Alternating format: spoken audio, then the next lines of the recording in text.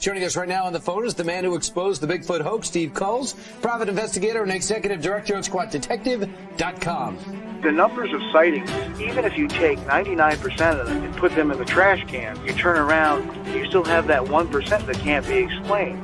Well, we need to explain it. And then this thing walks across the road, makes a turn towards us.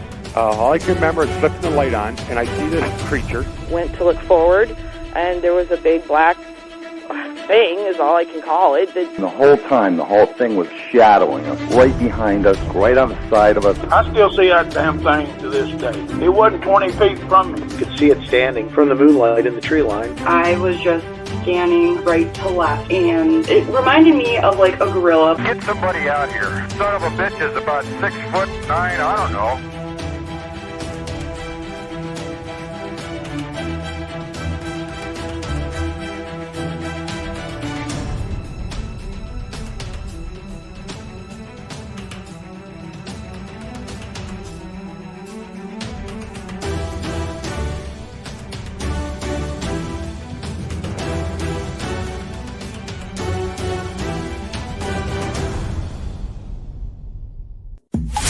Welcome to Squatch-D TV, exploring the Bigfoot mystery each week with your hosts, veteran researcher, author, and TV personality, the Squatch Detective, Steve Kulls, and from the Bigfoot Research Project of Kentucky, Chris Bennett. Sit back and buckle up as we bring you guests from around North America discussing the Bigfoot phenomena, but not without a few laughs too.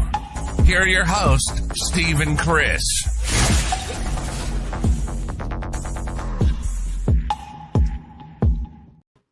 Hey, good evening, cyberspace. Welcome to Squatch-D TV for today's date, April 9th, 2023. Happy Easter, everybody. I'm your host, your guide, the Squatch Detective Steve Kulls, along with my co-host, Mr. Chris Bennett. Steve, back again. Man, I am still alive and kicking. So, yeah, we had a few days of rest and relaxation there, and got recuperated, and so we're moving around good now, ready to get back at it. Oh, that's good. We missed you last week. Joe did a great job filling in, and had a great show. I'm sorry, Jeff did a great job filling in. Yeah, and it was fun having him on. And today we welcome on the show our good friend Brent from the Tall Ones. Hello. Brent. Hey, how's it going? Good to see you. And there's been a lot going on the last couple of weeks. If people haven't been watching this channel, we've pretty much exclusively only been reporting on this Flats Road monster debacle. Sugar Road, I think. Sugar Road. I know. I keep. Yeah. I keep calling it the Flat Road Monster too. So yeah, now, mind you, this Sugar Flat Road. And just to educate people, Thinker Thunker had put this video out saying it came from a trail camera. Said using his little, what did Pat Turner call them? The magic pixie sticks, trying to prove that it wasn't human, and it wasn't, but it's that's his true. head that's been used in more than one hoax over the years. And I believe on the 16th, I'll be on Hair Man Hoodwinks and Hoaxes, discussing with Matt Knapp and Steve Alcorn on Nikki's show, discussing the Norm Glasser interview and the first hoax involving this Bigfoot head that goes back a bunch of years. Yeah, I'm really excited for that one. That's going to be an epic show right there. I mean, give her props for that one. I mean, it's great. It's all in line with kind of the stuff that we're talking about as well. And the funny thing is, one of the first people I contacted when this broke, before I put out video number one, was Steve Alcorn. And he gave me whatever he had on it off his old blog, and we ran with it. And obviously we were right. But some very interesting stuff transpired. But before we get into the meat of the matter, we got to do our nightly roll call, Chris. Oh, yeah. Let's get to it. And the first one in the house today was Am and Chris. That said, Joan, get me some ham. Am and Chris. Uncle Bones is in the house. Brian and Chewy go hiking. B. Lynn, who is not watching but is listening, so hello, B. Sandra Piper, Angel Nolan. Sandra. Daniel Weeks. How you doing, brother? Scrolling down. Finding the Trackway in the house. Finding the Trackway. Grasshopper in the house. Hey, Grasshopper. Mick is in the house. Hey, Mick. Joe Dryden. Hello, Joe. Joe. Jen, good to see you again. John Swan. Hello, sir. Hey, Leon has snuck into the back door. Bigfoot Okanagan. Hello, Leon. Cryptic Crystal. Hello, Cryptic Crystal. Cryptic Crystal. Oh, Don Fuller. Hello there, over there in Vermont. Hey, Don. Kaiju Ninja 1985. Hello, Kaiju. Kevin Harder in the house. Kevin. Pyromedic. Hello. Pyromedic. So he says, I never heard this intro. Like how he put Jay's clip in there. Absolutely. Like try to give everybody their props every week. Oh, yeah. And a couple of those clips actually, a couple of people are no longer with us. So it's very important we got their voices down. Low Rider in the house. Hello, Low. And anybody else? Oh, the chat's hopping. It is. And I'm scrolling. Raptor Crazy in the house. JT. Hello, Raptor. And, of course, Nikki from Hairy Man Hoaxes and Hoodwinks. Nikki. The Bigfoot influencers. Tim, good to see you, sir. Hey, Tim. Okay. I think I got everybody. If not, we kindly apologize. Yeah. Miss Dill. Hi, Miss Dill. Miss Dill is in the house. Nikki had the greatest picture or thumbnail for her show. Had the Bigfoot with the Easter Bunny ears. Did you see that? With that grass? Yes. Yep. And thanks to Nikki for coming on last week too on Chills as well. Yeah. Great because job. she obviously had a Thinker Thunker story as well that we wanted to put out there. Just putting out there the kind of guy he is. And as you can see, nothing was taken down. Very firm in knowing my YouTube rules. And I'm not making fun of the guy. I'm not making fun of the way he looks. I'm not making fun of any kind of protected right he has. Nothing such personal. As gender, race, sexual orientation. None of that. We never do that here. We're just criticizing his work. And apparently somebody's a little sensitive to it. And we're going to get into that in a little bit because tonight obviously is Bigfoot Psychology, the reasons behind digging in. Why do, no matter you can throw it in their face, and they'll still try to dance around it. And there's a reason why. And we're going to go over those reasons. So anyway, let's get into a quick 10-second video in case people who haven't known or have not known that Thinker Thunker did post a response video, I think maybe about 5 days ago now. I think he did it the day after he was supposed to get me kicked off of YouTube. But the video, and Brent did an excellent breakdown on it where he's going to talk about that a little bit. So I'm not going to steal any thunder there, but I'm going to give you the gist of it in about 10 seconds. And you can hear it from the man himself. And, I don't know if there was what he's eating, but here we go. So for anybody who does still believe these are masks, the burden of proof is now 100% on your shoulders. And challenge accepted. Challenge accepted. I agree. But I will stay tuned for the smoking gun. But I will put this caveat up there, and it's a very important caveat, is that who's making the incredible claims here with his little magic pixie sticks that have not proven anything, because he's trying to prove by default, if my memory serves me correct, that because of the pixie sticks, you know, this can't be a human. Well, it's not a human. It's a stuffed head. Yeah. And, you know, for him to say otherwise, well, I'm sorry, sir. You may say the burden of proof is on us. The burden of proof is on you, sir. You find that gentleman. You come up with the head. You have the hairs tested, because you're the one making the extraordinary claims. And like Carl Sagan says, if you're such the researcher that you claim to be, I put the onus on you, sir. Go out there and do your own research. Don't sit there and try to say, well, I've proven my point. Now you go do the hard work. No, you want to prove it.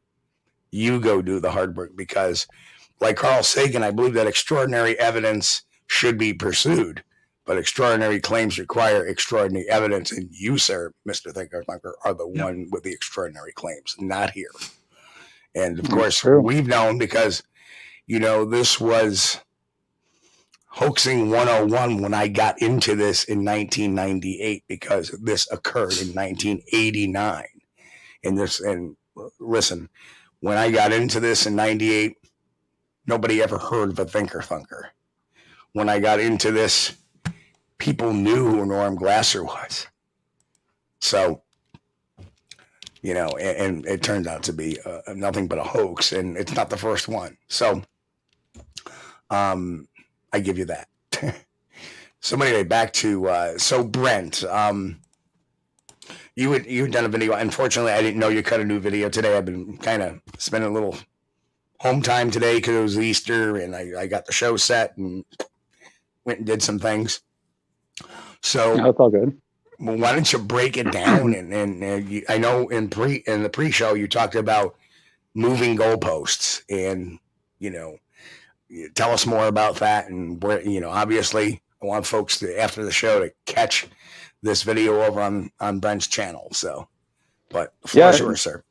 No, I just kind of did a commentary on the overall situation, on, you know, of the situation, and, you know, the players involved. And I actually gave you a shout out with DW, and how you guys came together and figured it out and was presenting the evidence, and you know, Thinker Thunker's response to it. And, you know, it's just more of a commentary on the whole situation. And I kind of, you know, talked a little bit about the story and some obvious plot holes in the story. And, you know, I thought it was a pretty good video, you know, but it comes down to Thinker Thunker, and, you know, what does he do when he comes across the situation that he's wrong in? And this is one of those situations. Well, you know, instead of being humble and saying, hey guys, sorry, I was wrong about this one, here's what's kind of going on with it, he doubled down on something that is very, very fake.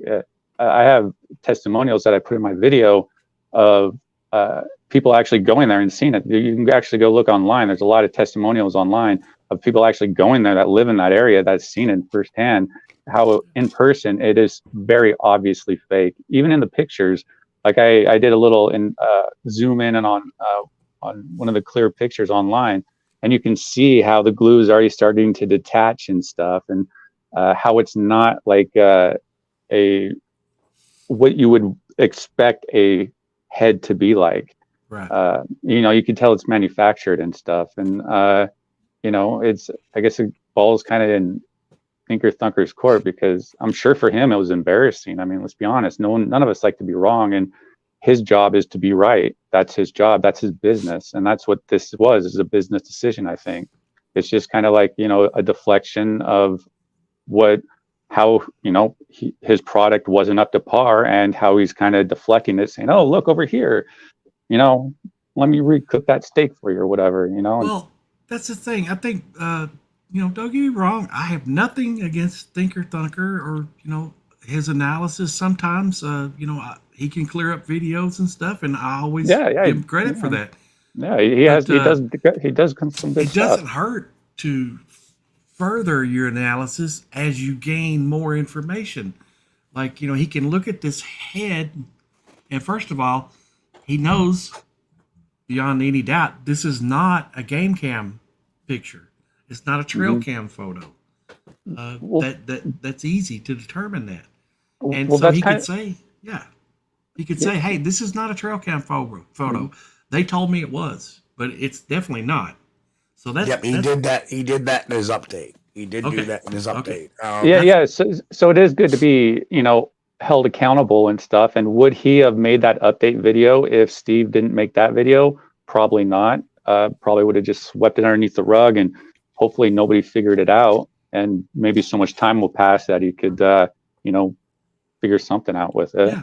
But the whole point of my video too is it's to be accountable for the information that we're presenting, especially if you're an influencer, somebody that's out there presenting something that's supposed to be factual. You really need to do a better job at doing a due diligence on the investigation. How come I was able to find all this information with just a simple Google search? All the information is literally on page 1.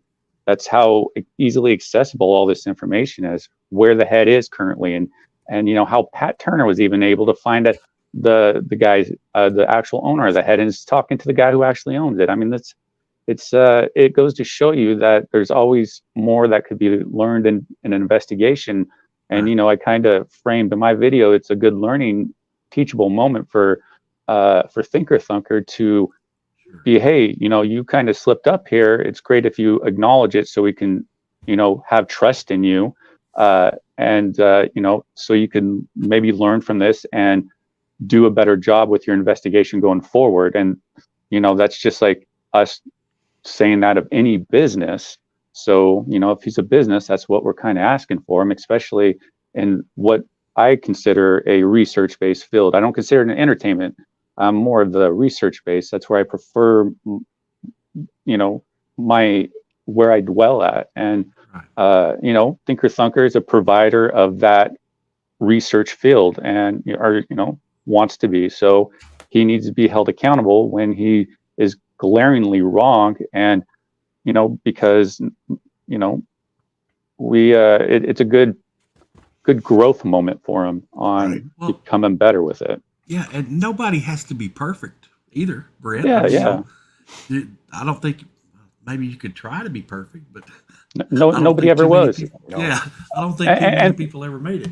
Yeah, and Thinker Thunker has contributed a lot of good. He's done a lot of good breakdowns. Sure. He's definitely done some good, but on this one, he really kind of dropped the ball, and it's just something that hopefully he will understand and not feel attacked with. Actually, I invite him on. I tagged him like a few hours ago to come join the show, come join chat. So he might be lurking. So same with Randy Brisson too. So, but it's just one of those things where we can kind of. The more we kind of discuss it and talk about it, maybe kind of like how I've been talking about in my recent videos, if we, better talk about when we're wrong about stuff and not apply guilt or shame somebody when they're wrong or something like that, and, try to handle it more delicate and stuff versus just, I don't know. You see what my problem right now is with this new updated video, this very, very much becomes a situation of somebody from making a mistake now trying to wash their hands of it and claim nothing wrong. I didn't do anything wrong. I didn't, didn't say he was wrong once in the video. So it was an update. Yeah, it turns out that this wasn't a trail cam. Yeah, no kidding. But, and it wasn't even him that found that out. So you want to talk about, and like I said in a video he posted like a month or two ago, he talks about people stealing his work. Mm-hmm. Well, geez, you claim that, it's not coming from you. You didn't give credit to the people that found that out, did you? So I guess that's a good point right there. Right. I guess that's okay to to take credit for that, even though we were the ones who had to point that out to you. Yeah, I mean, he's gonna reveal to us what his true motives and personality is by his behavior and the things that he does, and this is what he's doing. It's like, yeah, he's not giving credit for the people who actually were supplying him the information, you know, because it's not like he went and did a deep dive on it after he did the video. No, he had somebody bring him the information, probably from your show. But I'm part of his Facebook page, which probably not anymore, his group. But I've even seen people in his own group calling him out with this, saying, "Hey, dude, this is obviously fake," and you know, even saying, "Hey, I've been there and stuff." And so it's like, I think Thinker Thunker is right now, he doesn't know what to do, because this is kind of this is his biggest blunder so far. And I think, you know, he's in protection mode of trying to, you know, salvage his business and not get tanked going down of being, somebody coined it of Noeling. You don't want to Noel it. You know, Christopher Noel. Oh, porcupine. Yeah. Somebody came up with a great phrase for it. It's like, yeah, you don't want to. It's the whole fact of doubling down, tripling down, you know, on something that's obviously not what it is. You don't want to. You want to use the porcupine defense. Yeah, the porcupine defense. I remember I talked in my first video about the Chewbacca defense, which is an actual thing now. You know, there you go. Now he's using the porcupine defense, you know, insisting it's real. And the funny thing is in the very first video, I put out how he could rescue himself from this. Say, hey, I made a boo-boo. Yeah. All right. We all do it. We all do it. Well, it's not like, you know, he was just basing his research on the information he was given and going with that and doing a comparison on the face and stuff. And as it turns out, he was given fraudulent stuff. So, you know, but he should have, it's his responsibility to go make sure the evidence that he's going to present to the public and make a video about is correct. He should go do a deeper investigation on it. And that's the whole thing with my videos. It's a good learning lesson for him. And to point out, hey, dude, because sometimes people need to be told, like, oh, geez, I'm kind of out of line here. Or, oh, I need to, like, I'm kind of off my path of where I want to be. And I didn't realize that. And that's why we need to sometimes tell people and hold people accountable and say, hey, man, you're kind of going off on the crazy zone here. Are you sure you want to be down there? Right. And the other thing, too, Chris, is that this wasn't given to him. He admittedly took it from another YouTube channel that had posted this. And it's one of those very clickbaitish type of YouTube channels. So he pulls that out without doing the history. Right. And, you know, the first thing, you know, when you investigate is in the criminal side is victimology. And that's looking at the background. You get a murder, you're looking at the background of the person that was murdered. What was their history? Who did they marry? You know, where did they work? What did they do? You know, what's the story behind them? The same thing with a robbery. Why is this business targeted? How long has this business been here? Do they have security? It's always about victimology. And when you get a case of a Bigfoot, it's all about the victimology. And if you have none, in this particular case, other than this was a trail cam taken, you don't know who it was, where it was. You don't see a trail cam stamp. Right. You have no victimology. You can't progress to stage 2, which would be actually looking at the video. So now I'm trying to break it. My audience is real good now about understanding this. Now we're getting a little deeper into some of the terminologies of how investigations flow. And that's the reason why I say if you have no story behind a video, it's no evidence at all. Same thing with a crime. You have to do victimology first. Otherwise, the evidence doesn't mean anything. It can lead you down the rabbit hole. And this is the exact case why you can take your magic pixie sticks and move them all around and try to argue that. But what are you trying to argue? You have no background to base your argument upon. And that's an issue. Right. Yeah. Well, one of the questions I asked in my video is Thinker Thunker suffering from confirmation bias, or is he just in protection mode for his business? And that's something I don't really know the answer to.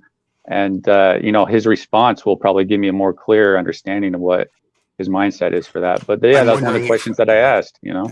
I'm wondering if you'll be getting an email from him as well.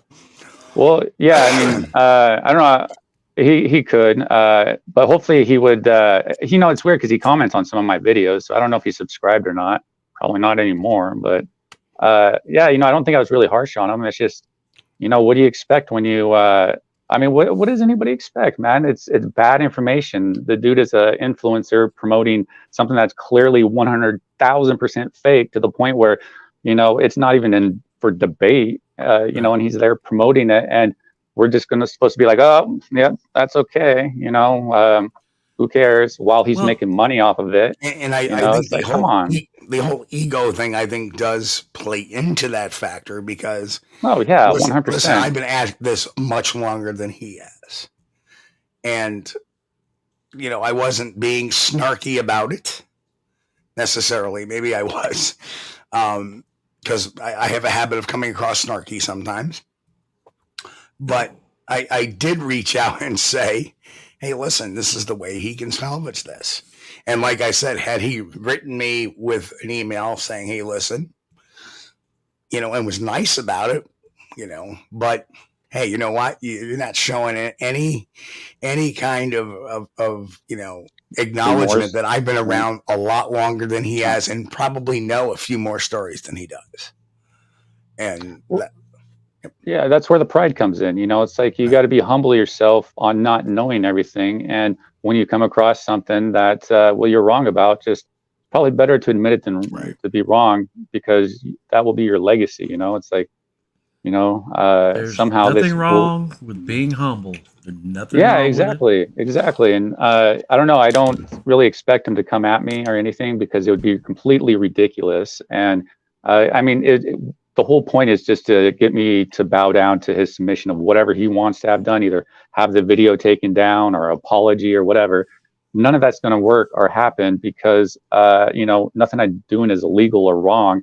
And I know that it's just a tactic used by people that are trying to silence others that don't want them to speak up, that don't want others known about certain shenanigans going on, and that's all that whole thing would be. That's Zasky tried the whole same thing with me, and that backfired on him bad. And, so I don't know if he does. That's great. I have another video to make. I'm definitely not gloating that nothing happened out of the threats. Not gloating about that. I just find it really sad that it's like, here's a guy's opportunity to reach across the table and say, hey, listen, how can we resolve this? How can we make this better? How can we? Because I'll tell you right up that from my understanding is that somebody disagrees with him on a public forum, such as his channel or on Facebook, it gets deleted. No comments, no nothing, it gets deleted. So what other option do you have? Oh yeah, that's why I was like, yeah, you have to take it public, like, making videos and stuff, because you won't address it. I reached out to him privately first and, didn't hear back. Nope. Yeah, no answer, no surprise either. No. I get it. I'm a business owner myself, and I totally understand this whole situation with Thinker Thunker, and I get it, but what do you expect us to do? What does Thinker Thunker expect us to do when we're people who value truth in this? What do you expect us to do? Like all the people who are having a hard time with us talking about the people who bring out misinformation. What do you expect us to do? It's bad information, not talk about it. The reason why they don't want us to talk about it is because they're so emotionally attached to the person presenting that bad information. They don't want it to disrupt their Bigfoot belief that they have in this little world that they created for themselves. But what about us, the people who value the truth? I feel we should have every right to talk about it.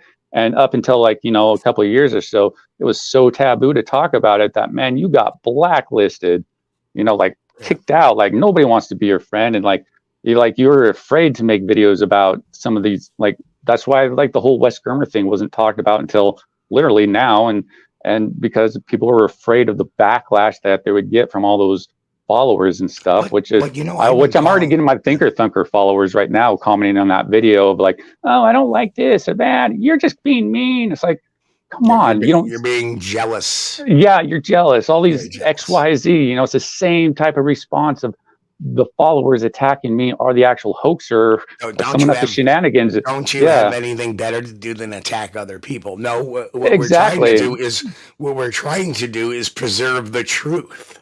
Yeah, what's wrong with that? Like, what's wrong with preserving the integrity of the subject, the truth? Right. You know, what is wrong with that? Like, it blows my mind when like somebody has an adverse comment to like when somebody's presenting truth and facts.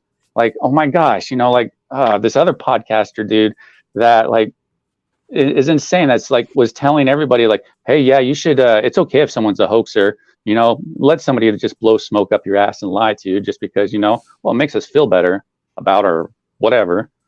I don't know. Well, that's triggered me. It's you know, like I said, and if he is, you know, number one, he's looking at it as an attack on the business. How can he do, you know, how can he make his business better? Well, we gave you that formula. Yeah, exactly. Do we need to like go to the Better Business Bureau and file like a complaint, be like, hey man, you're not like being, you know, come on, man. It's just. Yeah, we gave you the formula. Admit you're wrong, move on, find the truth, put the truth out there and move on from it. Say, oops, I made a mistake. It happens. I'm not perfect. Be humble about it, move on. People will respect you for that. Yeah, just absolutely. Absolutely. I would actually have more respect for him.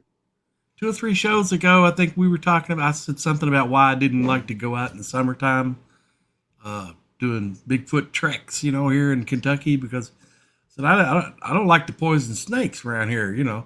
And somebody in the chat said, you mean venomous snake? Well, that's true. That's what I should have said, venomous snakes. I said poison. Unless you eat one. Yeah. Now, you know, and this is a nice segue into some slides I have for tonight's show is why people dig in. Why, you know, does he have followers that will go down? The ship is burning, it's sinking on this particular matter. Why is people still clinging to the poop deck, trying to stay on board? Well, we're gonna try to look at some of those things, and very interesting, because I myself wanted answers to this, and a lot of times the slideshow you're about to see is not my brilliance. I will say that right up front. It's the answer I found to the question I had. Why do people dig in and not give up when it's right there in front of them? Why do they do this? So I searched out that answer. I got a list of 9 reasons why people do that. And so I learned it. And what I want to do is take what I learned and pass it on to the audience, because that's what we do here. We share. And so this is not my writing, not my thing. I'll give the credit to the PhD at the end of the slideshow. There's only 9 slides, but they're very, very crucial why people dig in. Mm-hmm. So the first one is called what they call cognitive dissonance. And it's the mental discomfort experienced by a person who simultaneously holds 2 or more contradictory beliefs, ideas, or values. To reduce the psychological discomfort, the person will have to change either their mind or their behavior so that the inconsistency or contradiction is resolved, thus restoring mental balance, emotional harmony, that is cognitive consonance. So, you know, in a way, that almost sounds like kind of Rick Dyer trying to say, I was a hoaxer, but now I'm out trying to get the Bigfoot. You know, he's got these 2 conflicting values, and it's causing him psychological discomfort. So he tries to fold it into one or something. That's probably my best example. I don't see cognitive. I love you, OT. Welcome back, OT.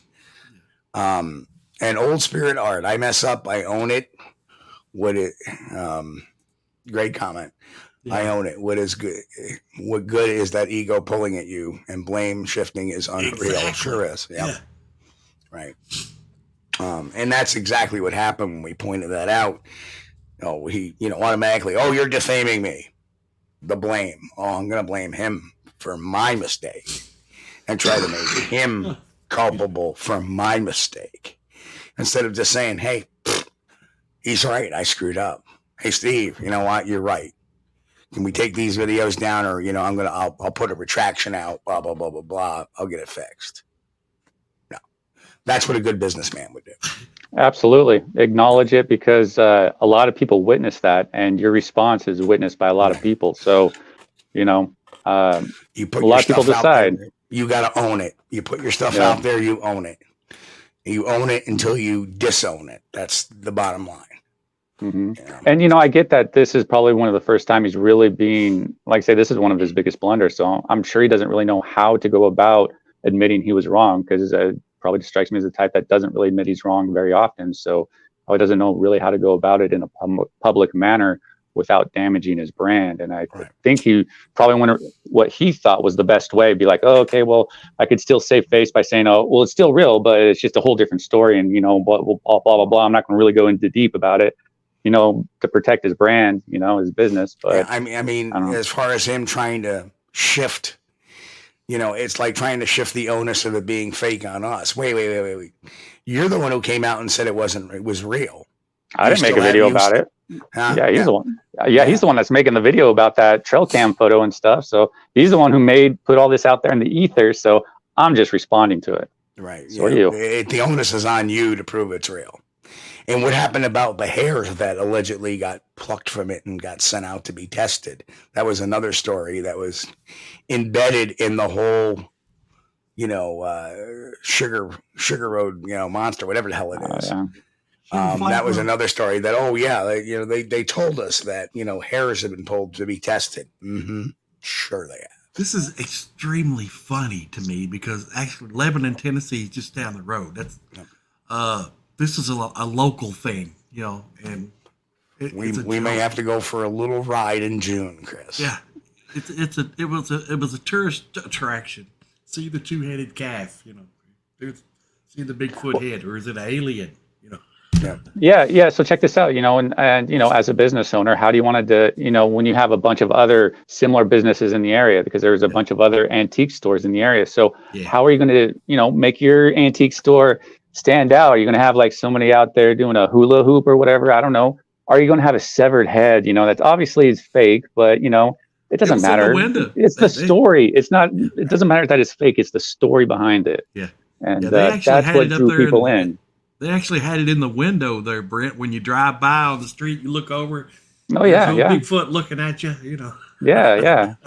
and you know, obviously, it's not real because it's against the law to, you know, handle corpses that way. You know, you can't treat corpses in a, you know, in a derogatory way like that. So obviously, you know, they don't have any sort of legal repercussions by displaying that in their shop. That's why they did it for so many years without any issue. That's why it's legally owned, you know, with it. And so it doesn't fit the traditional Sasquatch nose either. If it's not a deer flat nose, it looks like a human nose.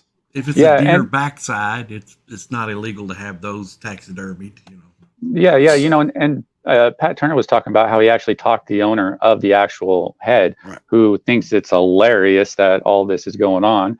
Yeah. But he backed up the story of the original story, which you would kind of expect, because think about it. You don't want the original owner to come out and say, hey, yeah, this is actually fake. Look at this. You know, the glue's coming off. Obviously, it's fake.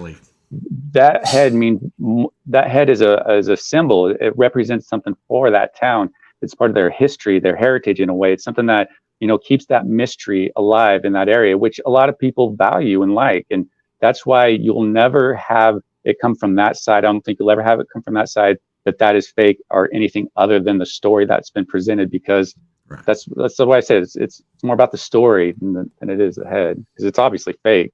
Anybody who actually, my mom says, wait, you can't say it's fake because there's no proof. There's plenty of proof that it's fake. Number one, it's been involved in now several hoaxes. Number two, the story is full of holes. The original story to it, very vague, full of holes. What happened to the rest of the body?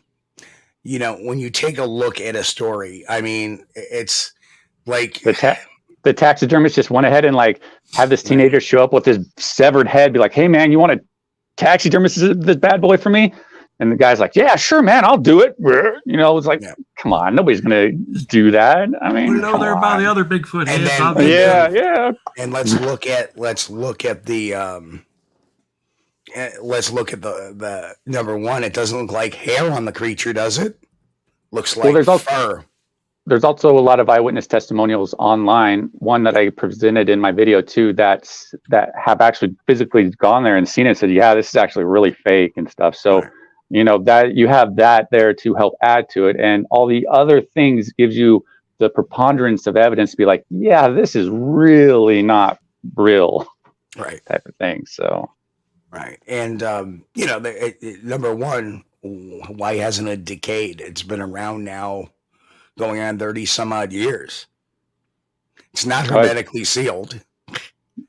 It looks like the glue is starting to separate. Right. And that's how it's decaying. The glue is starting to separate. You know, but anybody can tell you that, and you know what? We can ask Dr. Meldrum. We can ask Dr. Sarmiento. Look at that. Does that look like a primate to you? You know, and the answer is going to obviously be no. I mean, I myself have seen enough and studied enough to know, but I won't take it on my authority. But just look at it. Look at the hair on it. Look how symmetrical the hair is on it. You know, Well, think about it too. It looks like a human head too. So if you don't believe in Bigfoot, you can easily, you know, if you have the premise that it was real, that's like a human head right there. I mean, it's just like, I don't know. It's the whole premise behind just a severed human head there randomly being in a antique store. I don't know. I don't think that happens very often with this unique backstory. So again, all this different stuff combined, the holes in the story, just everything that combined, you can safely chalk this one up to being a fake one. Easy, 100%. Doesn't mean Bigfoot's not real, and we're, you know, anything like that. Just saying that this particular piece of evidence is not real. Yeah. You know, I mean, we can all agree that Rick Dyer's a hoaxer, but Rick Dyer will come up with the story though. Well, the real body got taken by the men in black, by the government, and that's the reason why I put the suit in the freezer. You know, come on. Yeah, it adds dynamics to it, and right. Like with the original, where's the proof on either side? Because nobody has the suit now, right? No, nobody. You know, it's just a story. Oh well, yeah. If there's if there's a body out there, you know, I'd like for the guy that owns the head to contact me. Right. Where's the guy that had this event? You know, the actual guy that got the head. How did it happen? It's never been said how the head separated from the body. The guy who allegedly got it never came forward because he was having an affair.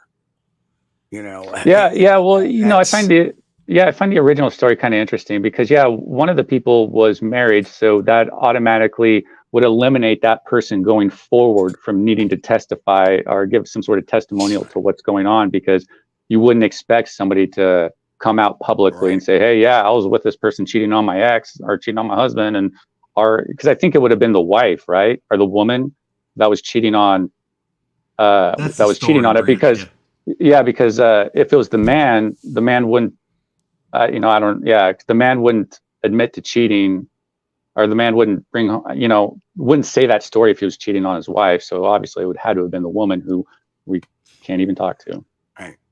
So, you know, my whole thing is, let's look at the reality of the situation. Yeah. You know, you can live and say, oh, this may be real, but the story's full of holes. Case closed. If there's no story, there is no reason to go on to the next level. If there is no crime, quote unquote, there's no reason to move on. Well, that's also a really hard point to get to, though, is letting go of moving on. You know, I find it difficult sometimes I'll move on too fast or not move on fast enough. So finding that moving on point, I think, is something that we all need to find for ourselves and better understand and articulate and develop, I guess. Yeah. Yeah. Blue Ridge said, he said he severed the head with the shovel. Yeah, with the shovel, the body. Yeah, that's the story. Yeah.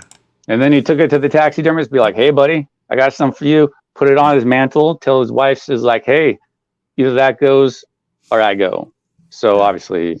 And there you go. No, definitely fake, no way real eyeballs. Yeah, the eyeballs are perfect. And even in the dire costume that we got put in the freezer, they used real cow eyes for that particular suit. Well, I think that was taxidermied, so I think that they used the fake eyes. But the teeth, though, the teeth are like perfectly straight, like they had braces and like clean. You know, they were dentures, obviously, but the teeth, man, it's like that. There should tell you, like, wow, man, Bigfoot's getting some really good dental work out there. Yeah. So the next reason why people dig it is confirmation bias. And this is the tendency to interpret new information as confirmation of one's existing beliefs or ideas. That's why every investigation I go to, I try to suspend my belief in Bigfoot. You know, I know it's a possibility, but it's also a possibility it could be these other things. And when I first get on scene, they all sit at an equal level. And then as I get the evidence and the story and everything, then the levels change on all of them. And that's the way any good investigation should be run. And what you would do in this, in essence, this involves filtering out evidence that would contradict pre-existing beliefs and focusing instead only on the things that would seem to support the established ideas. So let's forget about the story behind this, and let's just look at it. And I tell that's, you know, when people go right to the video, you can tell that there's confirmation bias, because they, you know, like I remember the Bigfoot peeper case. So many people were like, oh, well, look at that. Wow. Well, look at the story. The story is garbage. Oh, I had a video, but I lost it. You know, it was lost in a fire at my mom's house, not even in his own house. Right? Well, why was that video at your mom's house? You know, yeah, stupid stuff like that. Like the dog ate my homework. But people will filter that out and go right to the, wow, look at that. Got to stop doing that. Well, yeah, it's the shiny thing that gets your attention the most. Is like, oh, wow, look at that evidence. Not doing the due diligence, kind of like what Thinker Thunker did in that case of not doing the due diligence and coming to a premature conclusion, which ultimately backfired. Right. And the most concerning is the fact that this psychological phenomenon is at the root of most stereotyping, bigotry, and racism. It's the biggest issue in this subject right now is confirmation bias. Really is. I mean, you go out there, especially if you're primed up. If you're primed up, you go out there with confirmation bias, man. You'll find confirmation bias everywhere. If you're so primed up and you go look at your photos with a nice fine-tooth comb, you'll find your evidence right there because of confirmation bias. So you can tell this when somebody, one of their supporters, turns around and says, Brent, I saw your video the other day, and you're just jealous. Because that's a stereotype. If we're criticizing you, that person you love, you're jealous. That is a confirmation bias. That is stereotyping. No, not at all. Yeah, you know, they got to think of something as far as a response, because, you know, literally it's like, I don't know, 7 to 10 different responses that I commonly get. Being sued is one of them too, actually. You know, that's usually a hallmark of somebody's up to no good if they're already threatening a lawsuit there over nothing. Right. So, you know, that there's a very big indicator somebody's up to we went jealous, you're a hater. You know, trying to make a name for yourself, trying to grow your channel, trying to ride their coattails. I've been told it all, literally. And I've only been in this subject like 7 years. Obviously, they have no around the block. Obviously, they have no idea what coattail riding is. That doesn't mean you go against the person. Yeah, I'm like, I don't think that's quite you think it does. Yeah. But yeah, confirmation bias. Talking about? Anyway. Yeah, but confirmation bias it's an interesting one that gets this subject, and I think really kind of, you know, makes it hard to move on from the bad evidence. Even the supporters themselves, not just the people presenting it, the people who attack us. You know, it's a confirmation bias. Right. The bad thing about confirmation bias is it could take perfectly good evidence and twist its meaning. Mm-hmm. Oh yeah. You know, like you see, you know, people go, oh, when we got, you know, we had this Bigfoot sighting and we got hair samples. But wait a minute. roll that back. You got hair samples that need to be tested. So instead of saying, hey, listen, well, there's this Bigfoot sighting and we got hair samples, they should be saying, yes, there was this Bigfoot sighting and we have hair samples that need to be tested to confirm whether, it's Bigfoot or not. But no, it's just, boom, it cuts off over there. Why? Confirmation bias. It's hair. It's got to be Bigfoot. And then most of the time they get it back and they're disappointed. It's bovine, it's horse, it's something else. Rabbit. Yeah. Rabbit. The Dunning-Kruger effect. This I don't really think applies in this situation because this is a cognitive bias which people with very low ability grossly overestimate. Oop, we lost Brent. Oh no, he just he's off camera for a second. This is a cognitive bias in which people with very low ability grossly overestimate their competence, and it's typical illusionary superiority in which people see themselves as much more capable of a task than they actually are. Doesn't really apply here. That would be like me putting an airline's uniform, or one of the Dunning-Kruger effects you see all the time is phony valor. Oh, stolen valor. Yeah. Valor, I love watching Dan Shipley on former Buds 131. Great channel. Because you get a lot of insight into somebody that's being deceitful about something incredibly serious as stolen valor, but so it's not that unheard of or that far to think that somebody would actually lie about their Bigfoot experience. So that's why I kind of like watching those. Somebody asked about the Freddy Krueger effect. That's the Freddy Krueger effect. Right there, man. Yeah. But it's interesting. All the different dynamics in this subject. Pathological narcissism. Yeah, my specialty. This is persuasive pattern of grandiosity, a constant need for admiration, an utter lack of empathy, and a deceitful tendency to manipulate others for one's personal gain.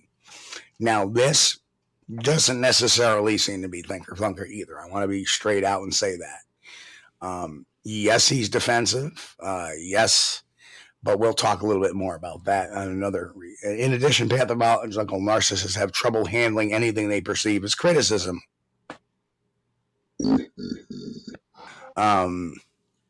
They always have a right. They always have to be right, proclaim they know more than they actually do, and never take any responsibility for their wrongful acts, and always blame others for their mistake. Yeah, and you'll never hear one say, maybe I was wrong. No.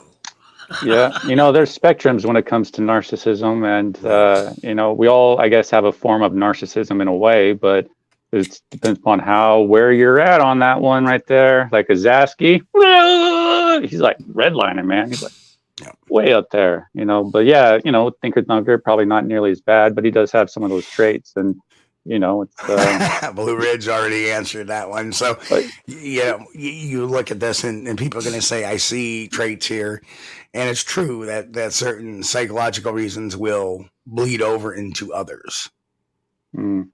Yeah, it seems like I like the only people that I really discuss on my channel is these type of people right here, because I'm really good at figuring them out, and they're just fun to talk about. Here's my thing: is it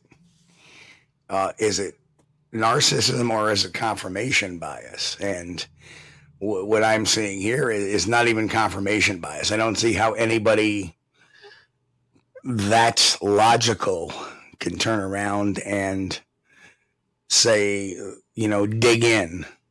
Yeah, we're out of the science range at that point when you're like, I'm going to redo. Now, didn't you say something that he shifted the nose to the mouth or something like that in his latest now?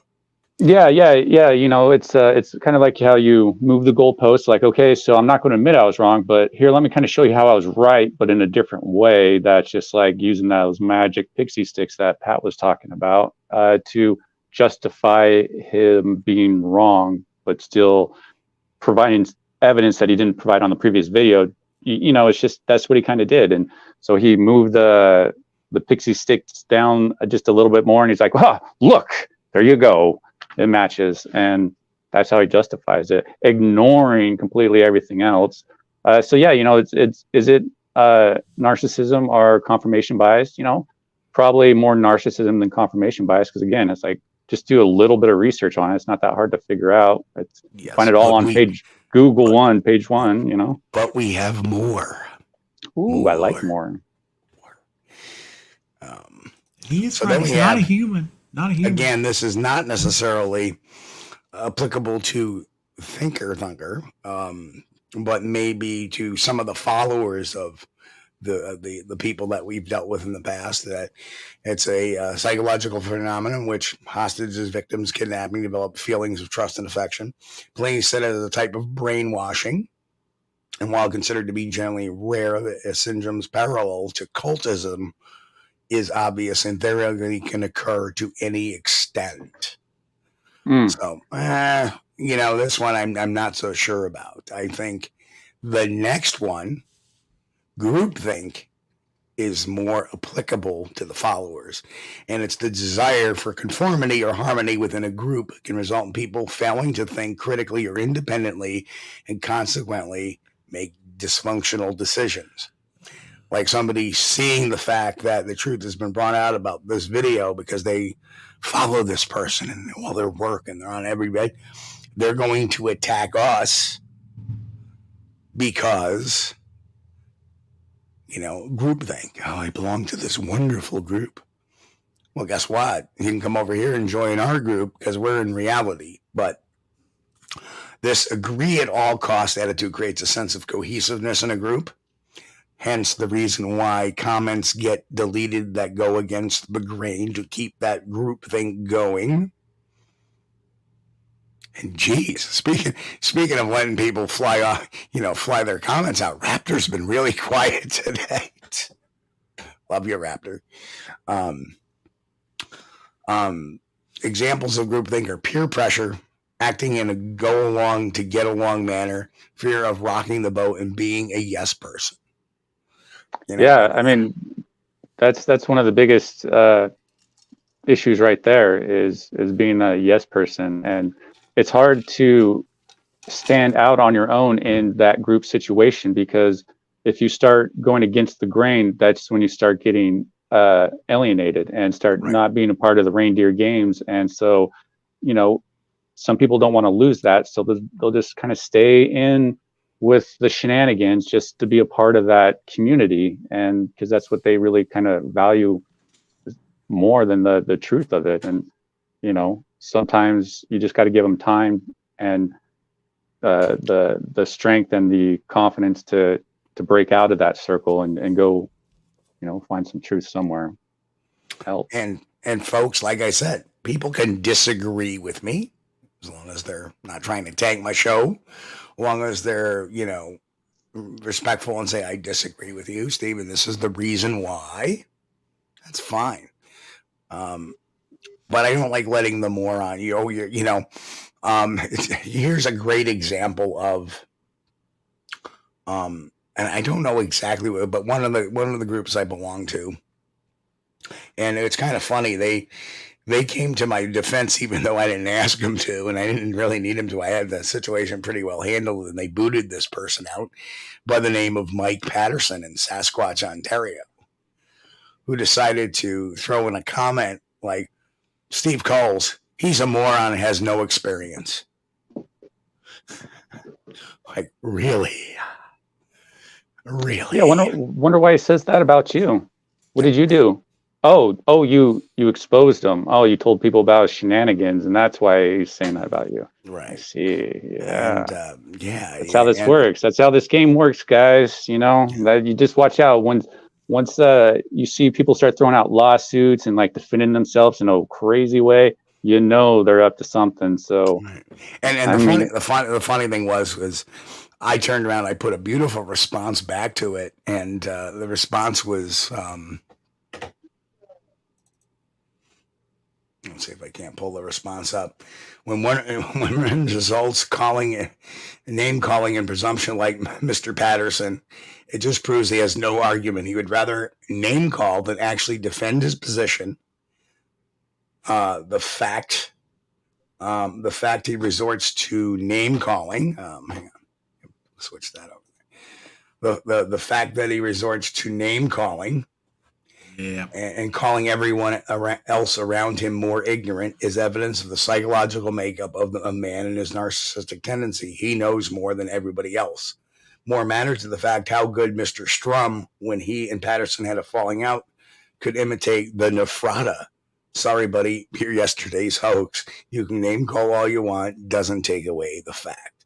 And by the way, those tracks are easily identifiable as a hoax. Oh, there's no movement in them because it just materialized. Give me a break. And that was a presumption break where I was trying to head him off. Well, of course, there's no movement. It just materialized next to me as he said they did. And then, well, there's no movement because they materialized. Yeah, okay. So that was, and that's stuff that, truthfully, I wasn't even involved in the conversation. And my name wasn't even brought up into that conversation until he brought it up and tagged me in it too, as almost trying to taunt me. And so I'm pretty sure he got to see my response because I tagged him. And then before, thank you, Daniel. Before I could, thank you, Daniel. As the down payment on my next disagreement fee. Oh man, if I paid Steve $10 every time we had a disagreement, he'd be a millionaire. I'd be in debt. But the funny thing is we're about 50-50 on each other about being right and wrong. It's good, balance each other out. That's it. That's why. Where were we? Oh, wrong. I put the wrong slide up. There we are. So yeah. So when you start getting that, when somebody argues with you and does not respond with anything substantive, and they call names, and you've won the war of words. That's it. And the war is over. Well, you weren't there. You're just stupid and trying to make a name for yourself. Yeah, I encourage those comments for people to leave them on my channel and to talk to me about it, which they never respond. They'll leave the comment but never respond back, which is, how can you have a conversation like that? But there's a lot that you can learn with those conversations, especially on how to better deal with them, because you understand their mindset and how best to get into their mindset of where they need to be better shown the evidence, because we all perceive things and subjectively and get our information different ways and stuff. So some people are more blocked off to people like us, but there's ways you can kind of work your way down in there. Well, the one thing about this channel, we're interested in the truth, and we stick to the truth. And when you stick to the truth, it's pretty easy to stand your ground and dig your toenails in. Because you don't have wait a minute, Chris. Didn't Cole say that he was quitting smoking? Bigfoot related truth. No, I agree with you though. That's how I feel. I have the truth behind me. I have the truth behind my back, and I feel in time history will agree with that truth. So I feel I'm on the right side of history going forward. Yeah. Because of that. Yeah. So you're right. Yeah, and they don't respond because it's not the truth. It's not about the truth, and that's true. I did leave one comment up. I posted it in the community tab of what the comment was to highlight it. And it's, oh, you're just jealous. Why don't you find another niche? But, excuse me, I've been around a lot longer than Thinker Thunker has in this niche.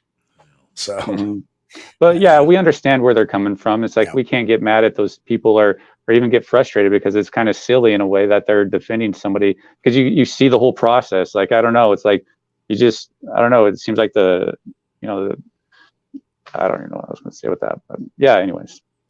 Well, Chance says, how many times have you noticed in that field they say they're looking for Bigfoot and find nothing, which is always possible. They just make up crap to make themselves relevant. I agree. The people that find something every single time out. Like Squatch watchers, man. Jesus, criminy. I haven't watched nicest guys, I'm sure, but man, they are like every episode, because it's an episode, it's not real life, it's an episode, it's entertainment, so it's not real life. Every episode they have something crazy going on. Bigfoot's everywhere, man. They can go find Bigfoot everywhere in every single episode, and shit, I can't find them anywhere. But no, Squatch watchers, man, they're out there. Yeah. Well, like I said, it's why that saying goes, you can bring a horse to water, but you can't make him drink. You can you can't show them the truth and make them believe it. That they have to come to their own revelation. And eventually, if anybody's listening to this channel and watching now that is a fan of Thinker Thunker and think we're full of crap here,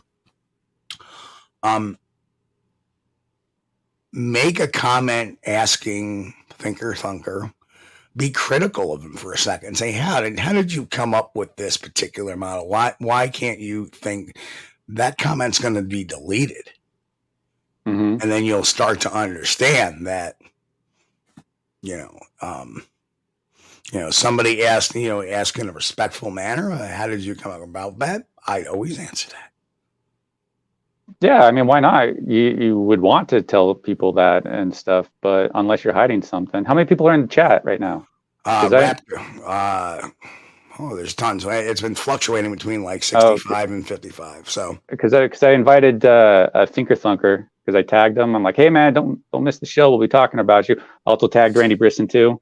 So I don't want anybody, I don't want anybody going over there and attacking people. I think that's no, we don't do that type of stuff. I was like, hey man, we're going to talk about you. Feel free to come lurk and join in or whatever I said. But yeah, it was really kind of pleasant, and because I'm sure 100% he's lurking right now. How could you not? I mean, I tagged him in it, so he got alerted to it. So he's 100% lurking right now. Sorry. Raptor asked a question. How do we know Thinker Thunker didn't get scammed? The picture he's talking about is a person with a hunting mask on what was painted up. And don't forget, people send the pictures to him. In this particular instance, the very first video, when he originally did his original analysis, he said he got this off another site. And he got it. Yeah, no, he got it off his Facebook page or his group. Somebody posted it in his Facebook group and then asking questions about it. I guess Thinker Thunker did a whole breakdown on it, not doing the due diligence of actually doing an investigation on it, which is what we're all talking about here. He didn't do a proper investigation. He did say that he got the story and the picture from another channel at the very beginning. In his update? In his update one? No, in the very first video. Oh, okay. He says, I got this from the I forget what the name of the channel was. I have that on my original video. That's, I get so much running through my mind this week. Including a job change coming up. So I've been negotiating and running around and doing my thing. So no, I thought that's how it kind of came about. But ultimately, how he received it, it's technically, well, you'd want a source, but ultimately, if you get something like that, you don't want to just go straight to the breakdown. You need to, this is what we're talking about. It's an investigation that you're doing. There's proper steps that you need to do to avoid these type of situations, and properly vetting stuff out before bringing it to the public is what you need to do. This is what we've been preaching for years now, to avoid these situations, because now he's in a situation where his back's against the wall and he's defending himself he's blindly punching anybody that's going to say anything negative to him. And so that's where we're kind of at with them. And you just don't get away by trying to switch the burden of evidence. That doesn't work. You made the claim. You're still making the claim. The burden of evidence is still on you to, do that. So, well, yeah, it's pushing the goalpost backwards. Like, I can't technically prove it. Is what Thinker Thunker is saying. He's like, I can't technically prove it, so you got to go prove it. It doesn't work that way. He's the one bringing it to the public, he's the one who brought it to the public. Because I don't know how many views that video has, because he makes money off this stuff. Sure. So all you would have to do is take that video or take that screen capture and put that in Google Images or TinEye, and you would find that all over the web and all the stories behind it. Or follow people who know stuff. Like I follow you guys and Darren Lee, Steven, all these people that know stuff. I go to you guys if I don't know something, right? So that's what I do. That's what we should all do. That's what Thinker Thunker should do, is have people out there to help them vet stuff out to avoid this embarrassing situation. Right. And what do I do when I get a piece of evidence? Chris knows this because I show him. I'm like, hey, what do you think of this? Here this is. That's anything that's given to me directly. Like, here's this video. Here's and then if we talk about it, it's after 2 or 3 months investigation. Yeah. Later down the road. Yeah. I got yelled at by another researcher because I was being too pragmatic. Well, Nikki's a perfect example. Look at the investigation she does into each story that she presents. That is what the standard you need to have, is that right there, because that, she's not going to make a mistake. And so you're not going to have to face these type of embarrassing situations. And that's what we've all been saying is have those type of standards. So we have the best product out there, the best information out there. So people like us can use, and, especially if the people are paying money towards that, for that information, you want the best product out there. So a great question from the chat is, what are my thoughts on the usage of, or his usage of photos and people's faces to help prove things? They're all public people. Well, here's my problem with that. People's faces are very dimorphic. They're very different. Some people have small noses, some people have big noses, some people have big chins, some people have small chins, high cheekbones, low cheekbones, nostrils, flared nostrils, deviated septums, eyes that are apart, eyes that are, more together. I wasn't really big on the Phil Poling and Daniel, the morphing creature into Todd Standing, because I'm pretty sure you can do that with anybody. I think so, yeah. So my point being is, just because they morphed it and it makes it look like that doesn't necessarily mean it's so. And my sources say that the actual thing that was used was actually a built animatronic that was activated by blowing into a tube, which would make the eyes blink. And that was from my sources. Blowing into something. All right. But those same sources were the same people that told me how the glove video and grabbing the apple on discovering Bigfoot, or whatever the hell the name of his documentary was on Amazon. And I only watched that coming out. Now, and hours with them coming out, and the fact that we have the YouTuber that found gorilla gloves or Sasquatch gloves in the backseat of his truck. So, bum, bum, bum. Bum, bum. What a coincidence! Hey, what a coincidence!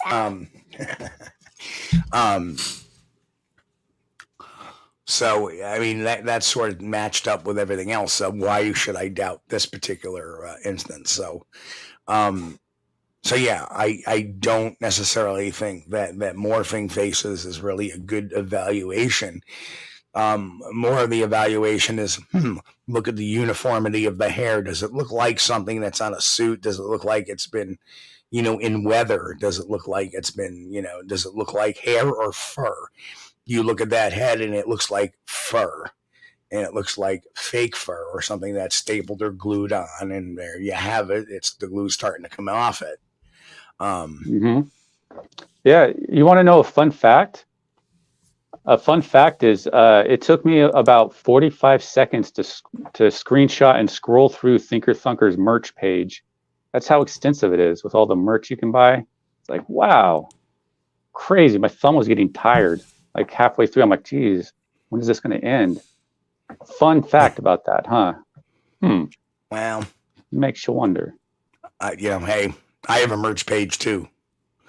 Yeah, but not 45 you provide seconds worth, but yeah, but you provide factual information that's solid, that you could back up, that you could trust. That's reliable, credible. So that's fine. Yeah. But if there's some shenanigans going on, that's when the merch page is kind of like, ooh. I think that this is where we get into this is where we get into the what I think is a lot to do with Thinker Thunker's actions. It's pride and ego, not to be confused with pathological narcissism. Simple pride and ego can compel people to stand their ground even when they are clearly wrong. Whether people see being wrong as a sign of weakness or their stubbornness is due to compensation for a massive inferiority complex, this is very common, often self-defeating human tendency. This is what's going on here. You know, I'm going to pass the onus on to that. No. You don't get away with doing that. I'm sorry. I actually get told this one that I'm this right here because of my stance on hoaxers and stuff. I'm doing it because of my ego and stuff. I'm like, not really. But yeah, this is one of those things you get told, oh, you're just egotistical. Really? If I'm wrong, I admit it. How about them? Nope. Yeah, nope. Nope. And folks know I've admitted I've been wrong on one thing in particular that was pretty large a couple of years ago. Hey, happens. I'm not perfect, but it's a case of simple pride that he's trying to, how dare they, and he's criticizing me. How dare he defame me? If you have so much pride and ego that you can admit once on this that, hey, you know what? I jumped the gun on this. Sorry. I should have did more due diligence. I know better for the next time. And this is fake. Time to move on. Mm-hmm. Yeah, that's how you get yourself out of that. That's how you get yourself That's what a normal, healthy human being would do. Right. That's that response right there. You don't go threaten to sue them or threaten to have, their channel taken down that they've had for many years, or do X, Y, and Z to try and punish that person for saying that to you. Now, Raptor says when he gets pictures on Patreon, he gets pictures on Facebook, and I don't know how do we know he didn't get scammed? Just my thoughts. No, I appreciate that line of question, but the fact is I get pictures via Facebook. I get not pictures via Patreon because I don't have Patreon, but I get pictures via email. I get pictures via Facebook all the time. All the time. Yeah. At least if I put something out there, and you can disagree with me with the Vermont trail cam photo, you can disagree with me about the pigeon video, aka the New York baby video. You can disagree with me, but there's one thing you can't argue about. My investigations are they're honest. They provide some evidence, and they provide a hell of a lot of research and background. You know the full story. You know the areas. You know who I've talked to, who I haven't talked to, the analysis that's being done. And I don't make some far gone wild conclusions on either one. Mm-hmm. So that's a reputation. Yeah, that's a reputation that you developed and stuff. And, we're developing our reputation as we go along. So it's like up to Thinker Thunker on where he kind of wants to fall on this. Do you want to be the solid, like you were talking about, how you run your investigation, because that's what we need in this subject. We need more solid investigations, kind of like I was saying, how Nikki does, how we need to properly vet this stuff out. It doesn't matter where Thinker Thunker got the picture from. He should have, it's his job to, because it's his business to, he should have done a proper, thorough investigation, and he did not. He failed at that, and he let the picture, put it. Yeah, he let us all down. Yeah, to put some work into it. Don't just lazily just throw something up there and throw some pixie sticks up there and then call it good and collect the money from the donations and the merch and all the and the ad video or the revenue from the video and stuff. Don't just do that. I mean, he's like phoning it in, and that's why we're kind of saying right now to Thinker Thunker, hey man, kind of phoning it in, buddy. Are you sure you want to go down this road? Because it's your legacy right here. I mean, like the porcupine will always be associated with Christopher Noel now. Do you want this ridiculously, obviously fake head to be part of your legacy as well? I mean, sure, I can make some memes about it if you want. One of my great arguments to the Standlings, as I call the followers of Todd Standing, is I put the picture of the Muppet, the very first one he put out there, the one looks like the First Nations guy in the hood, the park guy. And I put out there, I go, so are you telling me this is a Bigfoot? And they won't answer that. Mm-hmm.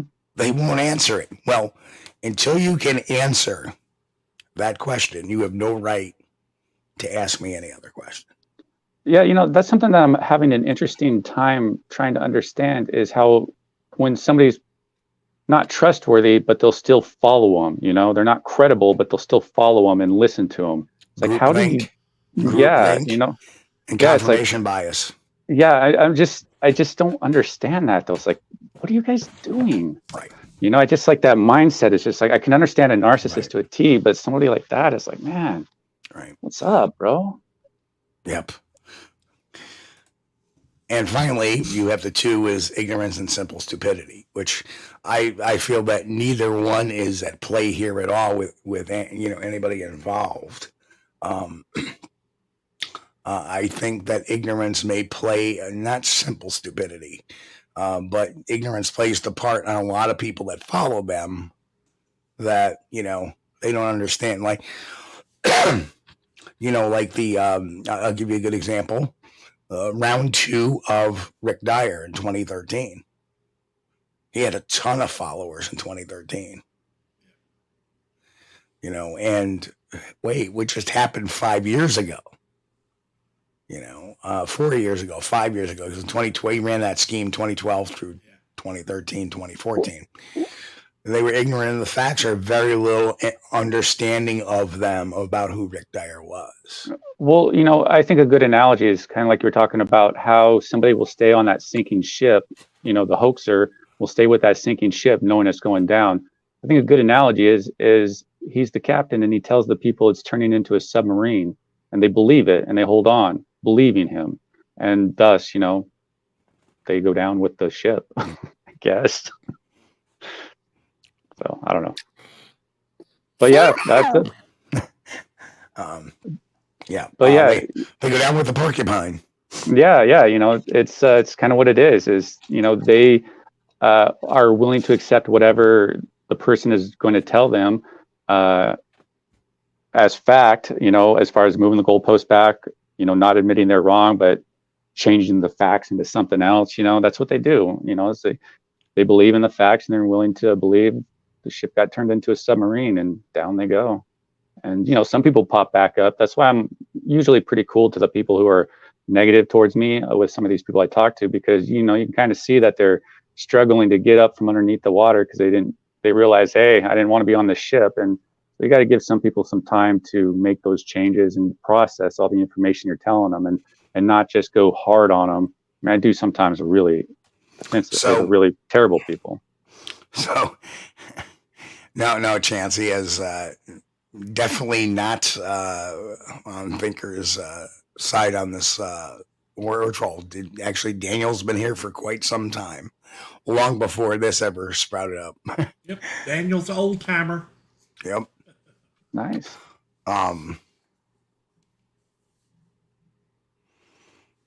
Yeah, and there was another. There's another person that went the way of or Thinker Thunker. Is MK Davis. So much confirmation bias, I think, my opinion. Definitely, wrong with the fence hopper video, which, by the way, Thinker Thunker did one on as well. But I was there. I know the measurements of the fence there. And it wasn't as big in that particular area as everybody is saying it is. And, even if you go back and look at the videos on the channel, which I did a few years ago already, I think I did that in 2019 or 2020. The video where you actually see the fence go, the one fence post actually bends down a bit as, the unsub, which is Mike Sells, goes over that. I knew Mike, I should say. That was him in a ghillie suit, right height, right, for that fence, that was the right height. And truthfully, that's kind of my area of expertise, is identifying people on video. I remember that, me doing the Monster Quest interview, the person walking behind me, oh, that's Dave. Like, how do you know that? Because I know how Dave walks. I know what he would look like on camera because that's what I do. In fact, here's a very interesting story. So, in a real world scenario, was I had this employee that was under investigation. Her boyfriend would start hanging out at nights, and he always had this backpack, and she would have a cart full of merchandise, allegedly trying to put stuff back, but she would always disappear in the back with the cart. Now, he could never find the cart or whatever happened to that merchandise. But her boyfriend, his backpack would be all of a sudden, and out they go. So I finally got her on a register giving discounts to people just arbitrarily for whatever reason. But before we could interview her, she quit. So about 2 weeks later, here is this guy and this girl come in the store, all very masked up and very covered up. And no backpack, no nothing. And they grab a bunch of stuff and they run out the doors over, $2,500 worth of merchandise. Wow. And I watched the video and I watched the video again. I go, that is that girl. You could tell by the way she walks, by the height, by the size, by the way she moves. That's the girl. And that's got to be the boyfriend, because I spent more time looking at her than I did him. And about right size of the boyfriend and everything. So we send an investigator over to talk to him, and boom, she admits, oh yeah, but that was him, that wasn't me. Well, that's funny because we got you on video running out the door with stuff too. So sorry. So yeah, I'm very good at identifying people. Hey, hello, Michael. Good to see you, brother. So my good friend Mike Waldy from the Texas Bigfoot Rangers. Welcome, Mike. So yeah, you have this, this whole congruence of people saying this and that, and I'm looking at it, I go, I know that person that's going over that fence. That's Mike. And you can even tell he's running stooped. And Mike was tall guy, 6'5", 6'8", somewhere in there. And did MK Davis include your information in with his conclusion or his analysis? No. So that right there is a sign of somebody being deceitful if they're not going to include additional information despite the source, as long as it's valid, truthful information. I did mine after his evaluations. I'm like, okay, timeout. But still, you can do a recap on it. He can.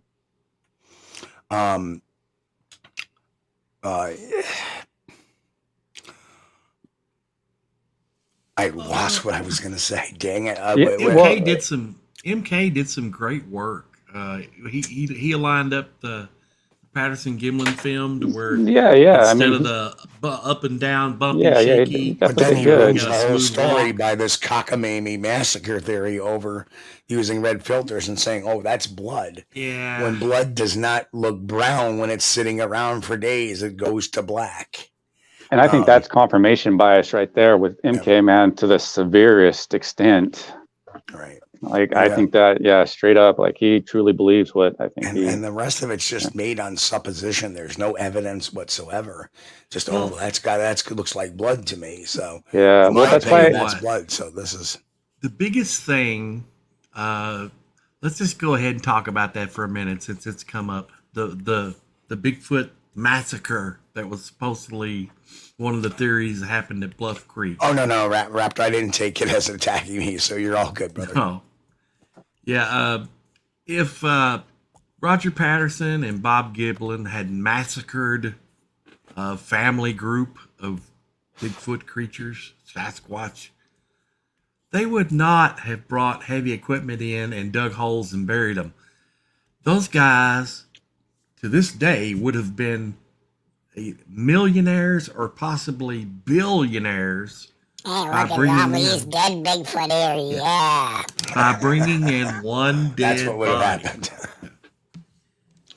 There was I agree.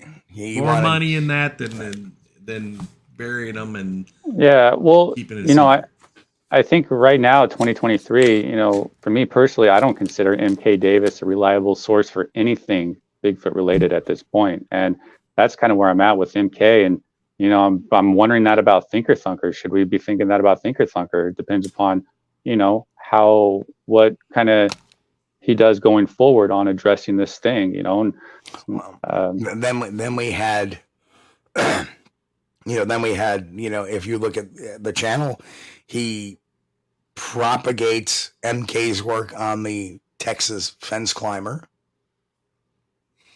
He supports the Ontario boater video. Well, he supports the Mississippi swamp ape, which I've clearly shown came from a TV show. Hey, so do you know what the percentage of his are pro Bigfoot versus not pro Bigfoot? Because, I know when I talk about stuff that's not pro Bigfoot, people don't like that discussion. So it would be hard to build a business around being completely honest with your conclusion. So I'm kind of wondering where he's at in the percentile of what he says is right or and what he has said is wrong or is not Bigfoot or that's a hoax or whatever. I'm kind of curious about that. Wonder where that would be. I have a feeling it's pretty high. I have a feeling it's pretty high because, again, from my own experience, when stuff is more pro Bigfoot, you get more response, you get more positive feedback. When it's not pro Bigfoot, you get more negative feedback. And I'm sure he's seen that when doing some of these breakdowns. It's like, if his goal is to make money, like he said in one of his videos recently, that this is his only his only source of income is his YouTube channel and his merch and all that stuff. So how can we trust the information that we're getting if the source is, for profit? We're getting it from a for-profit source. How can we trust that information? It really kind of makes you question that now. Yeah, it especially goes after towards, this. Goes like to the guy that had the outdoors channel that got the fake gorilla skull and said we found Chris this Peterson, head in British Columbia or wherever, Coyote Peterson. He's from the Arizona, New Mexico area, I believe. But yeah, with Thinker Thunker, people look to him and go to him for facts and information to be right. They even pay him, for that information at times through his Patreon or whatever like that. So, he's held to a higher standard than most, even more than Cody Peterson, because, it's a completely different business model, business in general too, because Cody Peterson is a brand, it's a business. I'm sure he files taxes and all that stuff.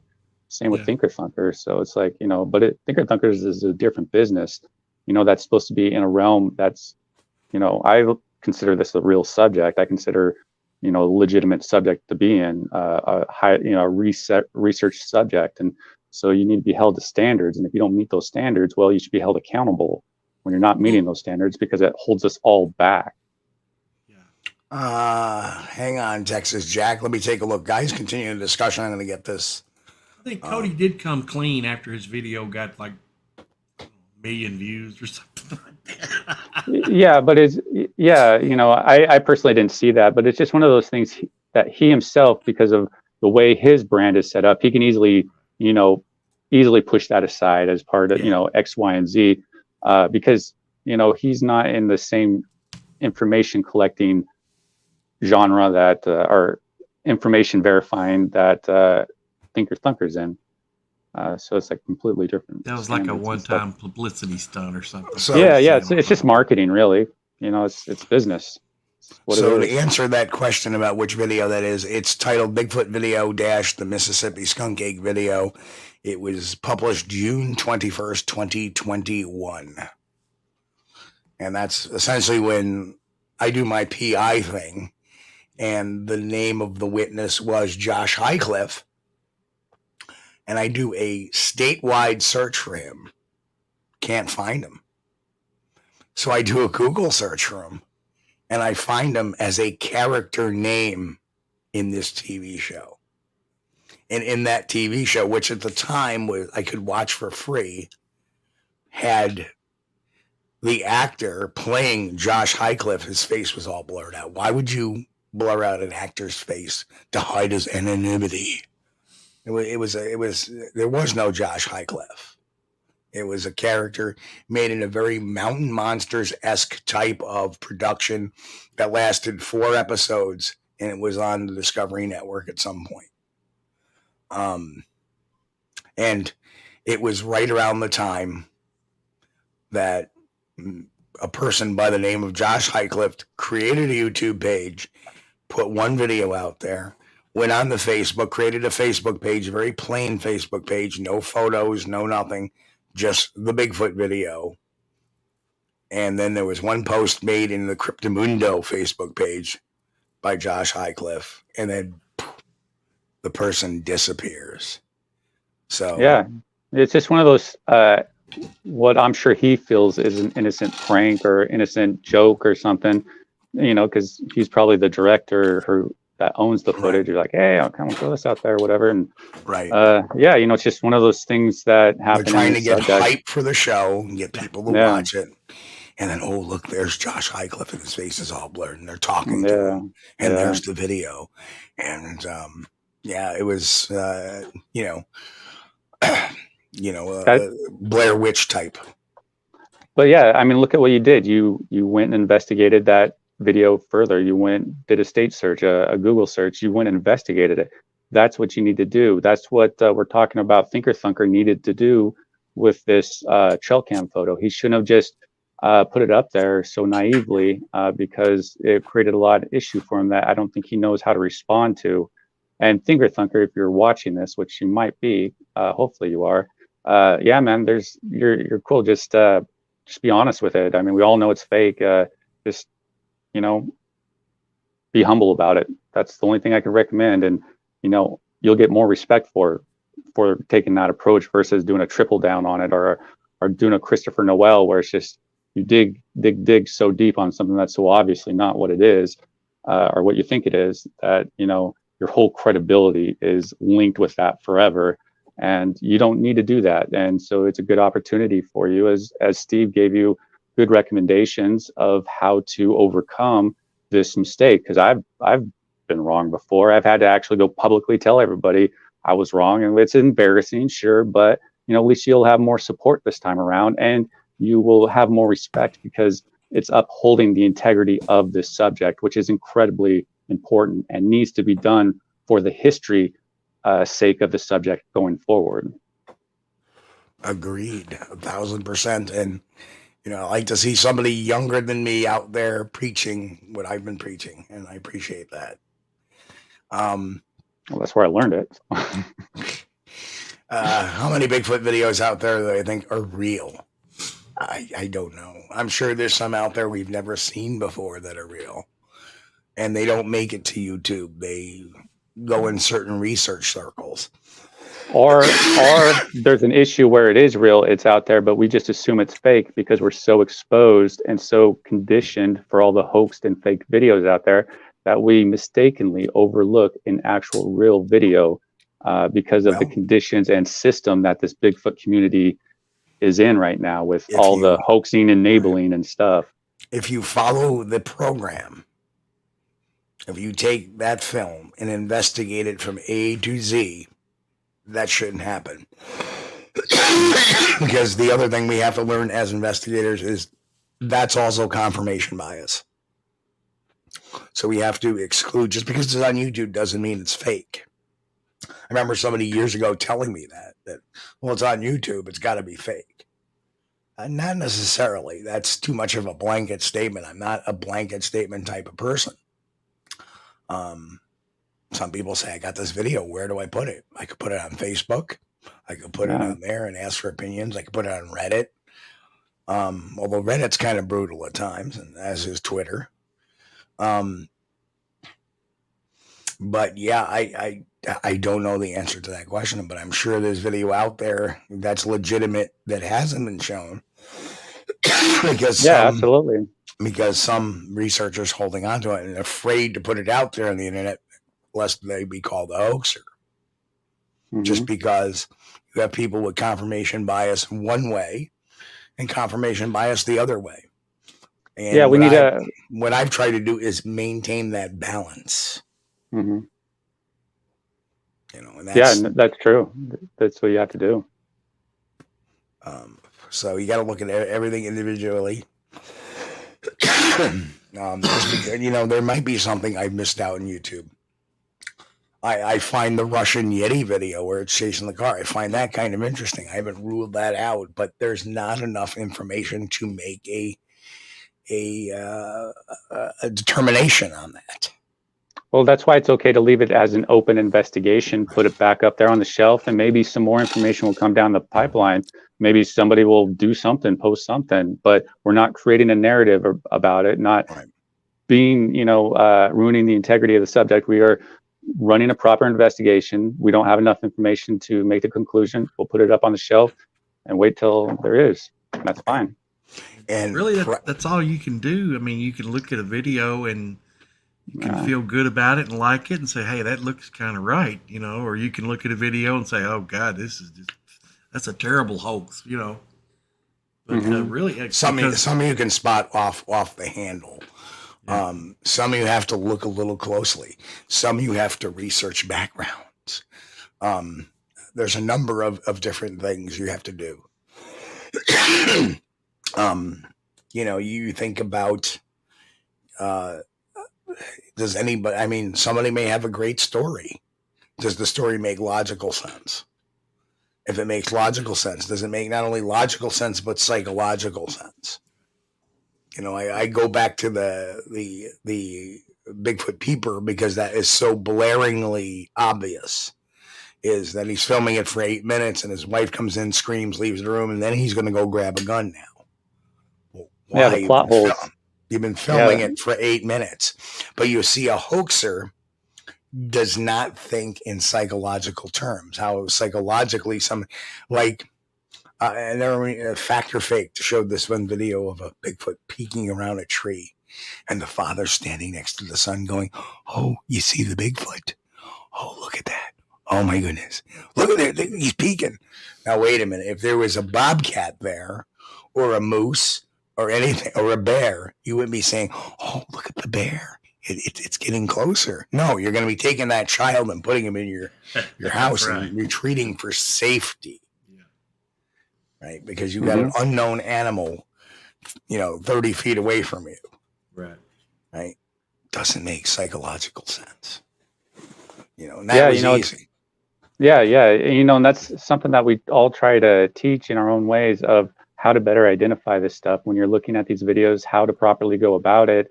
And that's what this video that we're talking about too is with Thinker Thunker. It's like, ways he can improve his investigation, and stuff like that. And it's the better that we can do with our investigation, maybe the more that we can learn about them and make actual progress and not get held up on, things like this. It's amazing. And brilliant research necessarily isn't discovering it yourself. Brilliant research is also learning the work of others. I've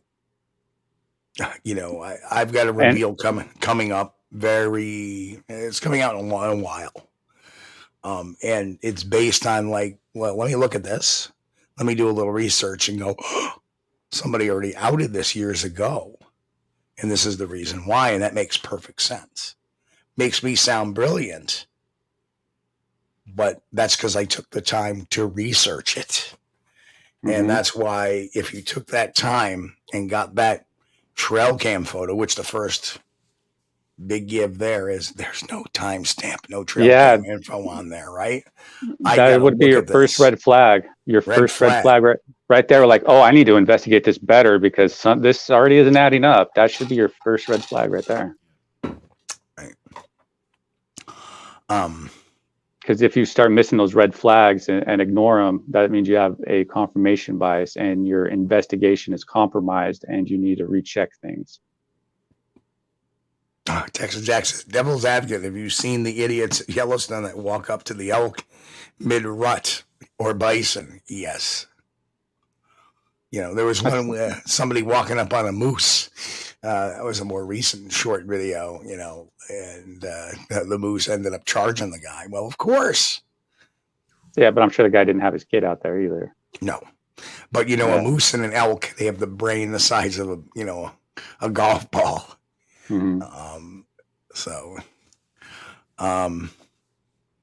Yeah, I just don't know. And by the way, for those who deal with moose, they have aversions to large dogs, especially if they have pointy ears, like a German Shepherd or a Husky, because they remind them of their natural predator in the wild, the wolf. So when they see a German Shepherd or a Husky, they're not thinking, "Oh, that's a German Shepherd, that's a Husky." They're thinking, "Wolf, wolf, predator." Yeah, and they get very testy. And geez, wouldn't you know that Bigfoot, a Sasquatch, has an aversion to large dogs as well? And why is that? Do they remind them of wolves? Well, sometimes you hear them habituated with wolves and coyotes and, you know, having it as their pets, which, you know, is not that unfeasible. Actually, I came across this article that I was going to do a video on or something about how, you know, that happens in nature and stuff. So you never know. Could possibly happen. You find symbiotic creatures. Yeah. You find a symbiotic relationship, and, you know, sometimes it works out and sometimes they eat the other person. Other thing. Alex, hey, Alex, how are you? He says the moose are one of the most dangerous animals in North America, statistically speaking. Absolutely. I'd rather deal with a moose. I'd rather deal with a bear than a moose. Heck yeah. We actually, we're actually really protected here on the west side of the Cascade Range. We don't have grizzly bears on this side, or moose, but we actually just had our first moose picture this year. I think it was this year, over on this side of the Cascade. So you're getting around, and yeah, those are majestic, huge. I like, wow, it's amazing. Like how good they can swim too. Like, the majestic moose. Yeah, makes you wonder if like Bigfoot just rides it like a horse around. Pretty big. A little too far, a little too much with that one there, but be cool, man. Cool as hell. Hey, look at me, I'm riding the horse. Yeah, you never know. Yeah. But no, it was a good discussion tonight. It's a Bigfoot. It's a porcupine. It's a Bigfoot. but no, it was a good discussion tonight, because the digging in does happen a lot in this subject, and we find ourselves sometimes digging in. We're like, "Ooh, probably shouldn't do that," and we just need to recognize it, talk about it, have honest conversations about it, because the conversations we're having about it is not bad. They're not wrong. We're not bad people for having them, because it's a legitimate concern of the information that he's producing, since he is a Bigfoot influencer and does influence a lot of people in this subject, especially the people coming in, like the people like me that's coming in. I always think of those type of people, and I feel that those are the people I try to talk to, are the people like me that was coming into this subject. That's why it's important to give them the best information and to have the most credible information. And if if Thinker Thunker triples down on this fake head here, you know, that really calls into question that credibility there. You know, he's not going to be looked at as a credible source, which you kind of want. I mean, Thinker Thunker does good in the subject. He does help out with breakdowns and stuff like that. It's just on this one, he really dropped the ball on it. And, just, it would be nice to see some more accountability so we can have some more respect for him, because the way he's going about it, it's just kind of goes against the grain to the point where it really is a disservice to everybody involved, including his own subscriber base. It's disappointing. Very disappointing. Yes, absolutely. Because I was kind of hoping he would be a level grounded person. And that's the only reason why I'd say, listen, if you're an honest person, this is what you should do. 1, 2, 3, 4, 5. And what does he do? The complete opposite. Yeah. But again, we also have to take into account that this is one of his first times going through a real call out like this. True. Publicly. So he probably is having a hard time navigating it. We'll give him the benefit of the doubt. And, agreed. That's like, it's like, that's why his third video, or, his next response to this, which hopefully he does respond to it, because a bunch of us are making, are highlighting it and talking about it. So hopefully he's going to respond to it because he should respond to it because, you know, it's going to say a lot about his character going forward. And I think we want to follow them. Out of all the reasons there, I think it's pride. I think it's pride that's driving him. Mm-hmm.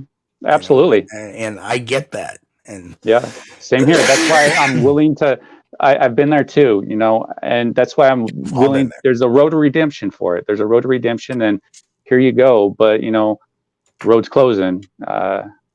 So it's, you know, it's up to you really, Thinker Thunker. And, you know, because this is not something you want to, this is not the hill you want to die on, because it's going to blow up in your face. Because more information is going to come out. Right. And if you asked me a month ago, you know, would Thinker Thunker come on my radar about something egregious? No, not at all. Do I agree with some of his stuff? No. Do I agree with some of his stuff? Yes. It's not personal. I'm not out to sink the guy. I just want him to be better at what he does. Yeah, just to have some accountability. Yeah, why can't we have accountability? I just want him to be better than you know. I want him to dig. I want him to dig like I do. I want everybody out there to do a thorough job and to be correct and to come to the right decisions. Thanks, man. That helps us all. Yeah, absolutely. It helps his followers. It helps him, first off, because it helps him produce a better product, you know, especially when he can recognize where he's wrong and, you know, have that humility with it. It does so much, you know, for what he can do going forward. And if any of his followers are watching, this is the part he should be watching as the last few minutes of this show, is because I don't think it's for any of those nefarious. I don't think he's a narcissist. I think it's just simple pride here. And I get that because, you know, I've dealt with narcissists before. And narcissists like making lies about other people. He hasn't done that. He just has a very defensive view of criticism. And that's pride.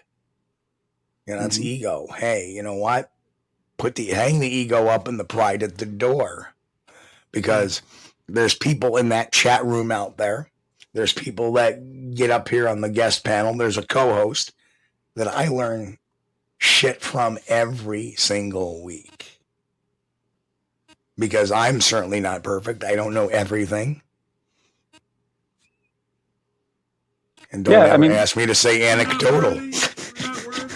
Yeah, you know, just be humble where you're at. None of us have the answers or anything like that, but I get where he's coming from because that's his business to have the answers. So this I can see is probably from a business standpoint a little harder to navigate, but it's one of those things where he's handling it probably in the worst type of way that might damage that brand going forward. And granted, you know, I might be a little harsh or a little more, some people might say abrasive, is what the word is. And I get it. You know, that's the way that I communicate. I don't see it as abrasive. I just try to talk to somebody without any sort of filter, as far as like trying to get them the most information without fluffing it up, like trying to you know, butter them up or whatever. You just try to get them the most direct information, because hopefully that directness there will be enough to get them aware of what you're trying to say, because they're not likely to listen to it if you just fluff it up or, you know, don't go directly. At least that's the way I kind of go about it when I'm talking about certain things, and why I probably come off as abrasive to some people when I just try to be more direct. And I would like to invite Thinker Thunker. You got my email address. Come on the show. Yeah, man. That would be great. Let's talk about how we can make research better. Absolutely. That would be better. Wow. I can do better. You know, that would be a great discussion, because, you know what, I'm sure there's some tricks in your book that I don't know. Like, I know his background as a sound editor. He's probably got a lot of, you know, good stuff on audio, and what proper, you know, what good programs are there to use, and what filters to use to better enhance and draw out some sound. Absolutely. He has a lot to offer, offer the community. Absolutely. Yeah, more than what he's doing right now. Actually, you know, work with the community. investigation of the evidence is an ongoing thing. I mean, it's not something you say, okay, well, I looked at that. And I'm done with it. Well, Yep. no, because as you get more information, that adds to your own investigation. So there's no need to put blinders on because you've received some new information regarding that evidence. And in this case, the evidence was a sideshow thing. But you have to be willing to, go ahead and do the investigation and see it through. And Thinker Thunker, don't feel bad about falling for it, because I fell for a Bigfoot underneath a tree. So, I mean, come on, man, that's pretty silly right there alone. So, it's cool, man. It's cool that you fell for it. It's all right, but it's how we go about it is what really matters. Hey, for a long time, I looked at the New York baby Bigfoot and I said, oh God, it's a spider monkey, get out of here, And Steve's like, no, you need to look at this. And so sure enough, frame by frame, because Steve broke it down frame by frame. And I start looking at this thing, and we're talking like this is like a year later before I finally go back to it. I start looking frame by frame, and I said, finally, I realized there's no tail.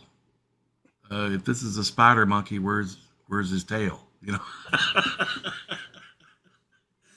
That little realization there, it took me a while to get there, but that's when I finally realized, okay, I can't say that's a baby Bigfoot. I don't know. I don't know either. But yeah, the thing is what I was thinking was wrong. And Steve got that through. He finally beat that into this thick head here.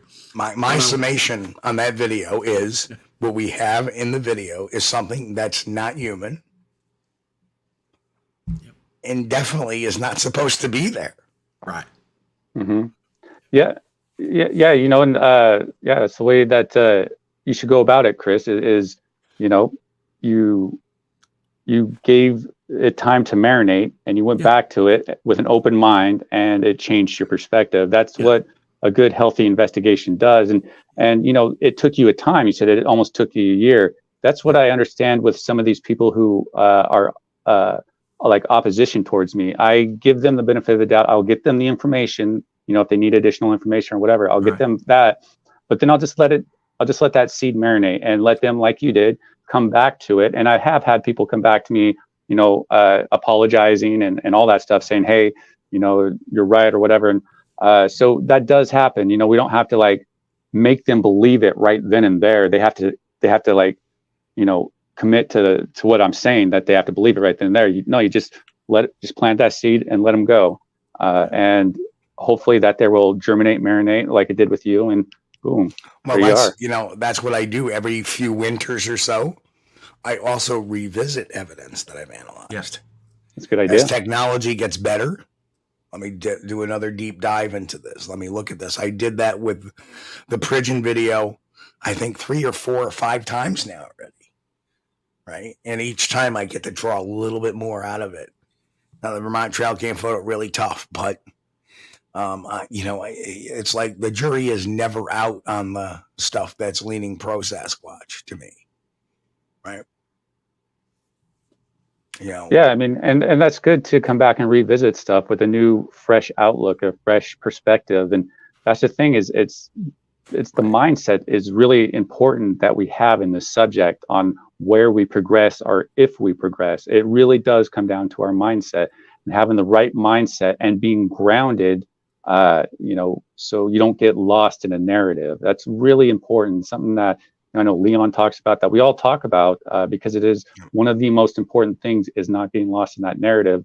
And that's what this kind of conversation is about Thinker Thunker. It's like you might be getting lost in the narrative to the point where sometimes we need to be told that we're lost, and so we can go get found, because we don't realize that we went off the path there. And that's why we talk about it in a good, respectful way. Some might see abrasive, but I always add a little humor into all my evaluations and stuff like that. If people take offense to it, my apologies. That's just me. I like having little fun noises and stuff, but that's just me. I try to crack. That's just my personality. Yeah, see, I'm not very funny, so I don't really have much humor in my jokes. Actually, I'm trying to get away from like the monotone, because I use a script now. You know, I use a teleprompter and a script, and so it's like trying not to sound like somebody actually commented on the video, my last video. They're like, "Yeah, man, it sounds like you're reading like an award or something." And I'm like, yeah, I know, I'm trying, man. I'm like Brent, working on it, man. A great sense of humor, man. Yes, there's the Sasquatch walking across the plain very calmly. As you can see, he is scratching his, well, we can't say that, you know, and he's moving across the plain, and there he goes into the wood line. That's how that's how some of my videos sound like. I'm like dead monotone, but I can't like fake it like, oh, hey guys, I'm here to talk about Bigfoot. Look at me, all animated and like sound like a cartoon character. I can't do that. Like it's about as real as it gets right here. There we go. There's a Bigfoot in a tree. Anyway, you know, when I make videos, which I haven't made one in a long time now because reasons, but when I make videos, I start off my videos and I'll just say hi to everybody. I'll just say, hey guys, you know, and then I'll start talking about what this is going to be about. And my wife makes fun of me. She makes fun of me. She said, she starts doing this real girly voice. She says, hey guys. I said, oh, I don't talk like that. You know, come on. I don't talk like that. Well, gentlemen, look what time it is. Oh, wow. The 2 hours has flown by, and we're running a little bit over. So we're going to kick off here. Chris, you want to do your thing? Yeah, I want to thank Brent for coming on with us. We really appreciate having you. It's always an honor. I want to thank everybody in the chat. You know, you guys are by far the greatest audience we could ever hope to have. If it's your first time listening, please make sure to give us a like and a subscribe. You guys listening on the podcast, stop by the YouTube channel. It's Squatchdtv.com. Yeah. But that was actually my voice. That wasn't. Hey, I was going to ask you about your website. You have yellow text. You said you were redoing it or something. You have like yellow text on there, or some sort of text, and I can't read it. I actually have to highlight it in order to read it. For those who are trying to get on my website, there is an issue with the domain name, so it's been elevated. We don't understand why, but the domain provider switched. How should I say it? They became something else, another entity. Yeah. And I thought it was on my web hosting provider, but it wasn't. It was actually on my domain name, and I don't know what the deal is going forward. Now they give me another date, the 3 to 5 days to give me a response to what's going on, and they've elevated it. Why it's not connecting to my website. So make sure you guys stop by the YouTube channel at Squatch-D TV. But if you want to still get to the website, you can go to squatchdetective.weebly.com. And that'll get you to the website for now. I don't know what's going on, but if they don't fix it real soon, they're getting fired. Yeah, I deal with that website stuff sometimes, man. It's just, God, it's like pulling teeth. Yeah, well, I had the domain trying to blame the web host trying to blame the domain. Yeah, and nobody wants to take accountability. Seems like that's the problem in the world, huh? But you see, here's the problem. The problem is that if I type in the subdomain, squatchdetective.weebly.com, it comes up fine. And it even has instructions how to add a subdomain or add a direct your thing, app. Mm-hmm. But I don't need to do that because all I have to do is just say redirect to this web address, and it's not redirecting it. So I can imagine the people walking through the area saying, "Hey, okay, who messed up the Squatch Detective website?" Nobody. Not me. I didn't do it. I didn't do it. Raptor says, "Chessboard, I spit my Coke out through my nose. That hurt." Coke is supposed to go in the nose, not out the nose. Oh, wrong Coke. I'm sorry. Oh, that burns. Done that. Kentucky tip. Put salted peanuts in your Coca-Cola. And Matt, I don't know if the feed is blurry to anybody else, but sometimes, you know, if the whole screen is blurry, generally it's because your bandwidth is a little bit low to receive it. I don't know. Maybe Matt, it's not spinning out. I don't know. We're gonna have to talk about this drinking during the show now. You can't be doing that. No, I could see. No, it's kind of getting blurry for me only because I'm on my cell phone and everybody's really small, and I think I need glasses now. Pretty sure. Well, you know, when you get everybody's pretty blurry. You get that certain age, you're like, I'm pulling my phone out using it as a magnifying glass. Going, what does that say? How much degrees am I? And it's worse when you're trying to cook stuff. And like, what the? Well. Yeah, man. So yeah, I don't know. Maybe it's the phone and need glasses. Well, folks, I want to thank everybody for coming on tonight and getting out there. Thanks, Brent, for coming on. It was a great discussion tonight. Absolutely. And like I said, Thinker Thunker, if you're out there, you know, reach out. Yeah, I'm not man. an enemy. In a good way. Not the, you know, try anyway. Yeah. The old way. We're going to try on new beginnings, and this is a new beginning on reaching out on. You know, let's make this subject better for everybody, especially the ones coming into it and the future that's going to inherit it. Agreed. The olive branch is out there. I'm dead serious. Yeah, I mean, there's no reason why we can't have civil discussions, have adult conversations. It's not like we're going to like insult each other or anything like that. Reach out. I'll send you my phone number. We can chat over the phone. I know, you know, it doesn't matter. I mean, you know, and you know, we can make things better. We can fix things, but yeah, there's always that road to redemption where you don't have to be tied to have this always hanging over you, which it will. Right. You know, because and we're not bad for, you know, for bringing this up because it helps you become a better at what you're doing with good positive feedback like this. All right. On my part, it's probably more abrasive feedback, but you know, for everybody else, it's more positive feedback. So it's all positive. It's all good, man. Yep. That's how we grow. That's how we learn. Amen. So, folks, I want to thank everybody for coming on tonight and showing up on Easter Sunday. Everybody, hope you had a wonderful Easter Sunday. And you know, all I can say is have a great week, everybody. Stay healthy, stay safe. God bless. Keep on squatching. We will catch you all next Sunday night. Now, I'm going to be on Jeff Harding's show tomorrow night, and I'm going to be on Nikki's show on the 16th, which is a week from today, before our show. So, everybody, keep an eye out for those.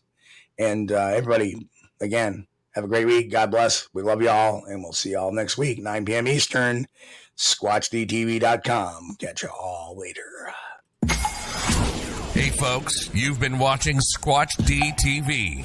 Join us each week, Sunday night at 9 p.m. Eastern for the latest on the Bigfoot mystery. As always, we thank you for being our loyal viewers and encourage all to subscribe to our YouTube page at youtube.com/Steve Kulls. As always, have a great week. Stay safe. God bless and keep on squatching.